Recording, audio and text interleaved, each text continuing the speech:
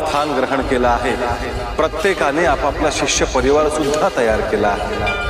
नाथ पंथात नवनवीन भक्त साधक येत आहेत।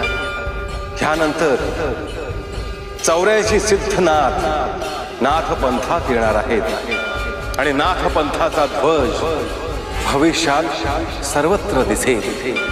आदेश आदेश अलख निरंजन निरंजन।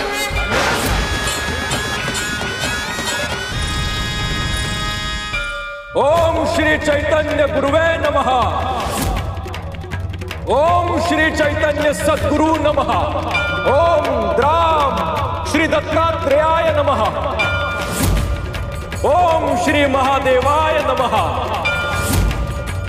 आदेश आदेश अलख निरंजन अलख निरंजन।